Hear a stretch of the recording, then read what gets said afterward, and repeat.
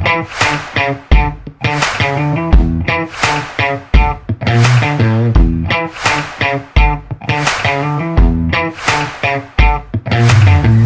اللي انت بتقوله للولاد دول عشان يقدر ان هو يكيب اون يكمل في المجال ده؟ يعني بص، عايز اقول لك ان انا ميزه ذا ميكر الريكروتمنت، ان احنا الحمد لله يعني ربنا وفقنا ان احنا قدرنا نبني تيم قوي جدا، وشباب عندهم اخلاص كبير جدا وعندهم النوليدج ومتعلمين، ومش سهل ان حد يلاقي الكومبو ده. ربنا ده على فكره بيبقى الناس اللي شغاله المخلصه دول بيبقوا رزق من ربنا، رزق من ربنا زي الفلوس وزي اي حاجه تانية. فربنا كرمنا بالحته دي. فانا ليه بقول لك كده ردا على سؤالك؟ لان انا فعلا كلامي في الحته دي مع الولاد قليل جدا. انا الحته التكنيكال انا باني تيم تكنيكال كويس جدا، فممكن اتكلم مع الولاد في الحته التكنيكال اكتر. لكن في يسرى عامله تيم اللي هو بتاع السايكولوجي اللي هو للكلام في الحته دي، وبرده يعني ايه السايكولوجي تيم اللي عندنا بيشتغل كمان، انه هو مش بيشتغل على الولاد بس وانه المايند سيت بتاع الولاد بس، المدربين كمان والمشرفين كمان، لان خلي بالكم الولاد اللي عندنا دول انكوبيترز، يعني كلهم مقيمين معانا اولموست اقامه دائمه. فمهم جدا الناس اللي بتتعامل معاهم ازاي ان هم يبقوا كل الناس شغاله في نفس الدايركشن. الهيومن ديفلوبمنت خلينا نسميها، هي دي اللي يسرى الحته اللي ماسكاها. لان انت ما ينفعش ان انت يبقى اللعيب بيفكر بطريقه والمدرب بيفكر بطريقه والمشرف اللي عايش معاهم بيفكر بطريقه يعني لازم يبقى كل الناس مش شغالين في نفس الدايركشن.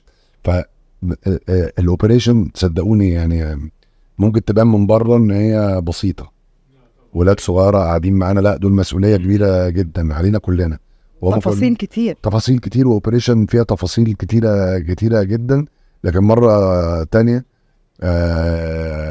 انا مؤمن بالقوه والباور بتاع التيم وورك، ان ازاي الناس كلها تشتغل، وازاي الناس كلها كل واحد ياخد السبيس ان هو يبدع. دي طريقتي في الاداره، ودي فلسفتي في الاداره. وانا بحاول قدر المستطاع ان انا انقل الفكر ده لكل الناس اللي شغالين في التيم معانا، ان ازاي ان احنا كلنا نبقى ماشيين في نفس الدايركشن، وكل واحد يعمل شغله. دي مهمه، كل واحد يعمل شغله. سر نجاح اي منظومه ان كل واحد يعمل شغله. الناس اللي ماسكه الفاينانس هم المسؤولين عن الفاينانس، الناس المسؤولين عن النيوتريشن الناس التانية ما لهمش دعوه بيهم، المدربين الناحيه الفنيه، التكنيكال دايركتور هو اللي بيحط تريننج بروجرامز.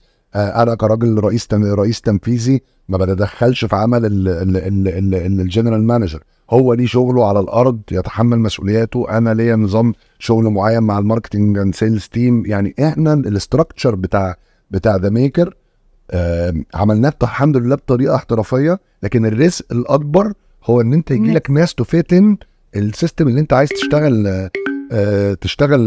تشتغل بيه. فالولاد دول مسؤوليه احنا بنهتم في ذا ميكر بجد بكل تفصيله ممكن تتخيلوها. كل كلمه بتقولها له، كل كلمه بتقولها له هي هتأثر فيه، هتقعد معاه على طول. فاحنا فعلا مسؤوليه كبيره جدا، بناخد بالنا من اقل التفاصيل. انا متابع برنامج شارك تانكس، وفي يوم كده بفتح البروموت لقيت ميدو، انا عايز اعرف حسيتي بايه وهو في الخناقه ديت وهو واقف بيفايت على حلمه كانه لسه فاتح مشروع جديد. صح؟ ده حصل. هو فعلا ستارت اب، صح. يعني هو فعلا انت ما تبص عليه، هو فعلا مشروع جديد. ميدو بتاع مش ما انا اي دونت ريبريزنت ميدو، انا ام ريبريزنتنج ماي بيبي. اولا انا كنت فخوره بيه جدا اليوم ده ومن قبل اليوم ده، لان ميدو فعلا قعد اسبوع هو بيذاكر، بس بيذاكر هيقول ايه، وكأنه فعلا امتحان. واليوم ما كنا رايحين بالليل هو قاعد وبيصحى ويقوم من النوم يراجع الارقام ويذاكر تاني، وانا اقول له ميدو لغه بزنس، يقول لي ما تقلقيش. وفعلا انا كنت مبهوره وانا بتفرج عليه. اولا هو حلمه وتعب فيه كتير جدا، بس دلوقتي انت مسؤول عن حلم 65 ولد. فانا حسيت بيه وهو بيعمل البرزنتيشن وبيقدم، هو بيكلم، هو بيحارب على حلم الولاد دي. وهو ده اللي احنا بنعمله. احنا كل يوم يعني احنا ربنا رزقنا طبعا بتيم ورك هايل، بس هم كمان عندهم ديديكيشن عالي جدا. كل يوم احنا بنفكر هنعمل ايه، هنطور ازاي، هنقدم لهم ايه، يعني لان انت مسؤول عن حلم 65 ولد وبيزيدوا. لما وقفت جنبه مش هيسلموا عليك. لا انا عايز اللقطه دي. لا كنت مبسوطة طبعا جدا جدا يعني ولما اصل ايمن على فكرة صاحبنا من زمان اكتر واحد. ايمن يعني على فكرة ايمن من الناس اللي ساهمت في ان هي تنظم فرحنا، يعني هو اللي ساعدنا. لا مش تنظيم وفرح يعني، مش تنظيم ان اصل احنا عملنا فرح في 10 ايام، وميدو كان عايش بره مصر ما يعرفش حد، لا نعرف ويدنج بلانر ولا نعرف، هو ساعدنا. لا هو ايمن كمان من الناس اللي كانت بجد بتشجعني على فكره الجواز. يعني من كان واقف معايا بجد. ايمن راجل على فكره، وايمن طول عمره جدع وطيب جدا مع الناس. بس خلي بالك يعني زي ما يوسف بتقول لك ايه، خلي بالك انا برضو رايح لهم ملعبهم. انا برضه في النهايه انا بقى فوتبول باك جراوند. ماشي سافرت ورجعت وبتاع، بس ما ارحموش. لا ده خلي بالك البيتش دي ما اتعرضش منها الا ربعها. لا كان في اسئله صعبه في كتير حاجات كتير. فكنت انا بقدم 7 years business plan بالارقام لاكبر رجال اعمال في مصر، فاهمني؟ فانا في بقى بتسأل فاحنا سنة كذا هنعمل كذا بكذا، فلازم ابقى محدد جدا. ليه؟ لان انا عارف ان هي دي القصة اللي انا بقولك عليها في ايه. الرئيس التنفيذي لاي شركة لازم يكون بيعرف يسوق لمشروعه. لو الرئيس التنفيذي ما بيعرفش يسوق لمشروعه، ما بيعرفش هو نفسه فاهم الفاليو وايه الفاليوز اللي في والايه الكوزز لازم يبقى فاهمها كويس قوي. فهو ده عشان حاجه احنا بدأناها من سكراتش، وابتدينا ان احنا نكبرها واحده واحده وكده. فعارف الفكره نفسها والهدف منه وكل الكلام ده جوه مخنا. فلما الرئيس التنفيذي بالذات الرئيس التنفيذي، يعني انا بحضر معظم الميتنجز اللي بتبقى مع الماركتنج اند سيلز تيم، الناس اللي رايحين بيعملوا ابروتش او مع شركات كبيره. يعني احنا برضو من ضمن الحاجات اللي احنا بنفخر بيها ان احنا معانا، مش هقدر اقول اسماء شركات، بس احنا بجد معانا يعني 6 أو 7 رعاة كبار، شركات كبيره وشركات امنت بفكره ذا ميكر. ده خلي بالك ده قبل ما الشاركس يخشوا معايا. احنا قبل الشاركس كان بقالنا سنتين، الناس ما تعرفش ده يعني فاهم، كان بقالنا سنتين بنشتغل. فبروح الميتنجز وبروح ابيع الفكره للناس. عندي طبعا ماركتنج دي. ما فكرتش مع حد مكانك شارك تانكس؟ قلت انا بقى باسمي ليه رحت دخلت الخناقه دي؟ خناقه جامده وطولت. هقول لك ليه. كنت مذاكر انت. هقول لك ليه القصه والله مش قصه فلوس خالص والله. احنا المشروع ممشيينه وعاملين البلان بتاعه وحاطين البادجت بتاعته، الدنيا ماشيه معانا الحمد لله كويس جدا. بنصرف فلوس بنحرق فلوس، مش بنحرق بس يعني في كاش بيرنينج لان ده مشروع يعني لونج تيرم انفستمنت. الفكره الاساسيه جزئين. في جزء طبعا ما اكدبش عليك ماركتنج، ان انا اعرف الناس الحلقه دي، انا عارف ان هي هيبقى فيها فيور شيب رهيب. ده واحد. نمره 2 ان انا الشاركس كنت مؤمن بكده وما زلت مؤمن بكده بعد ما عرفتهم اكتر، ان الشاركس لو دخلوا معايا بقى مشاركه معايا في المشروع بتاعي حتى لو ب10%، انا هقدر اتعلم منهم حاجات كتير، لان انا هاخد من اخر حاجه هم وصلوا لها. بالظبط. لما كلهم دخلوا معايا هم 4 دخلوا معايا. انا يعتبر كلهم يعني يعني وعلى فكره حتى الناس اللي ما دخلتش معانا موجودين معانا وبتاع، في تيم، في شغل مع يعني في روح حلوه جدا ما بينهم. بس الشغل لازم ان انا بتعلم منهم. يعني انا بقعد معاهم على الترابيزه بتعلم حاجات ما عمري ما كنت هتعلمها بكل صراحه، ولا الدراسه تعلمها لك. انت فاهمني؟ يعني انت دارس بيزنس، دارس مانجمنت، دارس ايا كان، الشغل على الارض والاجتماعات، وبالذات السيميلر بروجكتس اللي زي ذا ميكر دي اللي فيها تشعب كبير جدا، فيها جزء فني وفيها جزء انساني وجزء ده انا بتعلم منهم حاجات كتيره جدا والحمد لله. خلي بالك والله العظيم ان الشاركس كلهم فعلا ما كانوش عارفين ان انا جاي، وما ظهرتش الا لما يعني اول مره يشوفوني وانا واقف، وانا لما طلعت قدامهم فعلا، لان انا كنت مشترط كده عشان الحلقه دي تنجح، وعشان اقدر ان انا كمان ما كنتش عايزهم يبقوا محضرين لي كتير. انا ايه، اصل هو ده، اصل خلي بالك ده ملعبهم، يعني الحته بتاعتهم بتاعت الارقام وبتاع كده، لو دخلت انا فيها غصت فيها هغرق. بس الحمد لله يعني انا بفخور جدا بالشراكه اللي ما بيني وما بين الشاركس. والناس حتى اللي ما دخلتش معايا منهم انا بعتز بيهم، بعتز بيهم جدا، لان هم كلهم حتى اللي ما دخلش معايا بغير التعاون كلهم جم وقالوا لي احنا متاكدين المشروع ده هينجح. احنا عملنا دلوقتي بارتنرشيبس مع انديه في سويسرا والنمسا وكرواتيا، واولادنا يسافروا يعملوا ترايلز هناك كل سنه من دلوقتي. واشهرنا النادي خلاص هيشارك في كل المسابقات. عندنا برايفت اكاديميز شغالين عليها بشكل كويس جدا. والاهم من كده اللي انا قلت لك كان البارتنرشيبس مع الانديه الاوروبيه. لكن انت عارف قانون الفيفا بيقول ان لازم الولد يتم 18 سنه عشان يسافر اوروبا. فاحنا اكبر جنريشن عندنا دلوقتي 14 سنه داخلين على 15 يعني 3 سنين ريدي تو جو ان شاء الله. ولاد من الناحيه النفسيه المايند سيت بتاعهم 100 حديد، كلموا انجليزي، عندهم تاكتيكال اويرنس، متاسسين كويس في الكوره. انا شايف ان دي الحاجات كل العوامل اللي تنجح اي حد يسافر بره عشان يقدر ان هو ينجح ويقدر ان هو يكمل. فان شاء الله باذن الله احنا عندنا حتى في التارجت بتاعنا ان كل جنريشن، لو قلنا ان كل جنريشن عندنا مثلا في 18 ولد، ان على الاقل 4 منهم يسافروا على الاقل، والباقي يلعب في ليفل عالي جدا في مصر، يبقى بيلعب في التوب في مصر ويبقى لعيب دولي برضه. ده الهدف بتاعنا ان شاء الله. انتوا الاثنين شخصيتكم قويه، كل واحد عنده كاريزما، موجودين في البيت مع بعض، في الشغل مع بعض. ده افضل ولا كان كل واحد يبقى عنده فيلم مختلف ومين بيصالح التاني الاول؟ استنى الاسئله الصعبه دي ده مصر كلها عايز تعرف تتعاملي ازاي مع مين. طيب السؤال فيه حاجات كتير قوي. شخصيات قوية؟ لا أنا مش شخصية قوية قوي ولا حاجة. ميدو طبعا الرئيس في البيت والرئيس في كل حاجة في حياتنا. ده شخصية قوية طبعا بالنسبة لا يسرى بالنسبة يعني كست، لا شخصية تعتبر شخصية قوية جدا. برج الأسد خلاص كده. لا شخصية قوية يعني. شخصية قوية بره البيت. لو في البيت لا والله شخصية قوية في البيت، لا بجد والله بجد، لا والله العظيم شخصية قوية. لا بالنسبة كست شخصية قوية أنا في رأيي يعني. مين بيصالح التاني طيب؟ بوظ السؤال. لا مين بيصالح التاني؟ قوليها.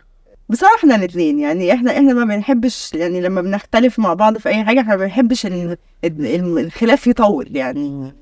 فعلى طول يا إما أنا بروح رايح أو ممكن نتكلم وكأنه مفيش حاجة حصلت خالص يعني. بس لا دايما طبعا بروح أصالحه على طول. لا أنا غلطانة طبعا. تجربة التمثيل بتاعت فيلم الحريفة، ميدو مساحة الدور ما كانتش صغيرة خالص. تفكري ان انت ميدو يكررها تاني او انت تبقي معاه في نفس في بروجكت تاني زي ده؟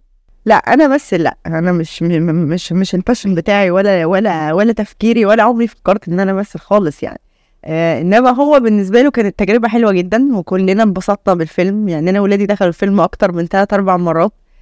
والفيلم كان لذيذ والدور كان لذيذ ومبسوطه كمان ان ميدو الجيل الصغير كله 10 و12 و15 يعني الاصغر كمان بيجيله ويتصور معاه وعارفينه. فلا طبعا كانت تجربه حلوه وتتكرر تاني. اتبسطت قوي بالتجربه بتاعت فيلم الحريفه قوي يعني. الشباب كلهم اللي اشتغلت معاهم كلهم على فكره هيبقوا نجوم كبار.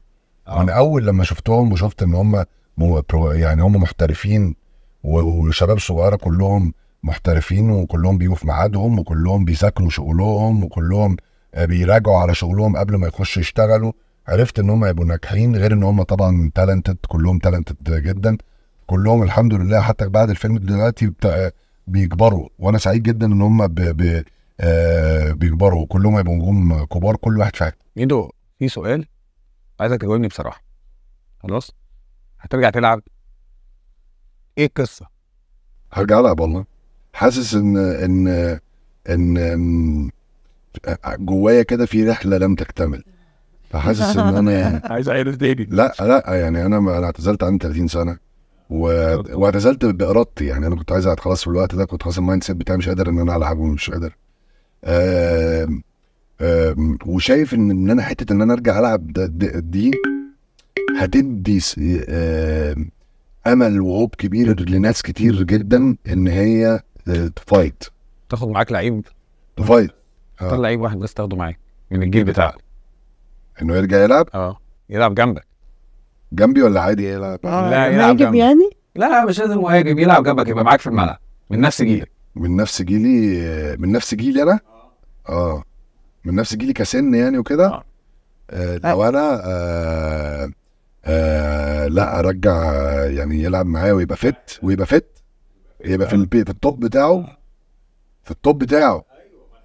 انا عندي توقع انت هتقول مين. لا جمال حمزه طبعا.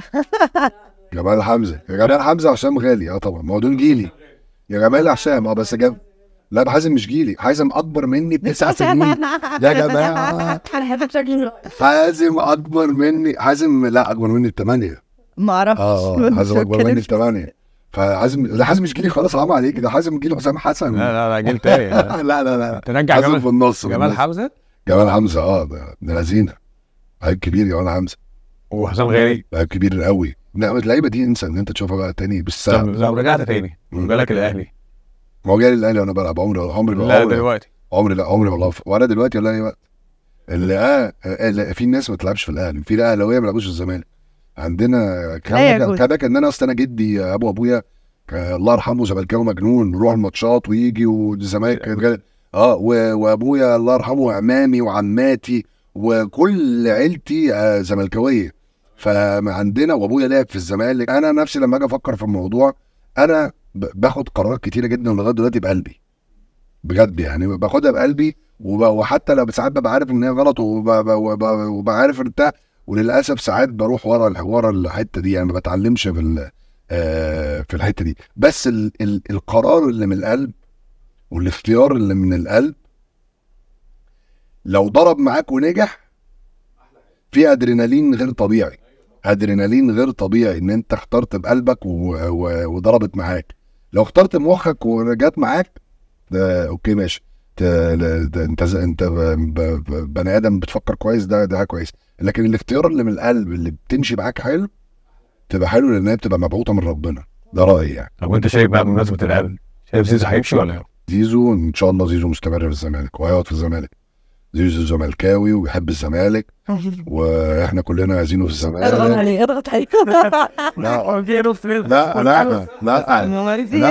لا وهيتقدر كويس قوي من الزمالك طبعا، وهيتقدر كويس قوي من جمهور الزمالك طبعا. زيزو هيتقدر كويس قوي من الزمالك ماديا ومعنويا احنا بنحبه، ما عندناش احنا، هو بيتقدر وهيتقدر كويس قوي يعني. عارف انا لو زيزو مثلا بجد، لو زيزو جاي له مثلا نادي مثلا ستراسبورغ او جاي له نادي ليل او جاي له نادي ودي خطوه كويسه ان ده والله انا اول واحد اقول لمسؤولي الزمالك يا جماعه سيبوه يسافر. الولد لعب وخدم النادي واشتغل كويس وبتاع، سيبوه ان هو يسافر. لكن إن يعني مع الاحترام الكبير يعني انه يمشي ويروح يلعب درجه ثانيه ايا كان فين، حتى لو لعب درجه ثانيه في انجلترا. لا وبعدين حتى لو لعب درجه ثانيه في انجلترا ما بقاش برضه راضيله. زيزو لعيب كبير مع احترامي الكبير، حتى لو نادي بينافس على الصعود وكده، لا زيزو يمشي في حته كبيره ويمشي في حته يقدر ان هو يكون تطور ليه. انما امتى هنشوف ميدو في مجلس اداره الزمالك؟ والله ممكن يعني. اصل انا خلي بالك دلوقتي، اصل خلي بالك ان انت تكون في العمل العام ده وفي الزمالك ده انت لازم تكون متفرغ. لازم اكون متفرغ تماما. وانا دلوقتي بساعد. لا طبعا انا على طول مع الناس اللي موجوده ايا كان مين، لكن انا دلوقتي ذا ميكر واخده 70% من التفكير.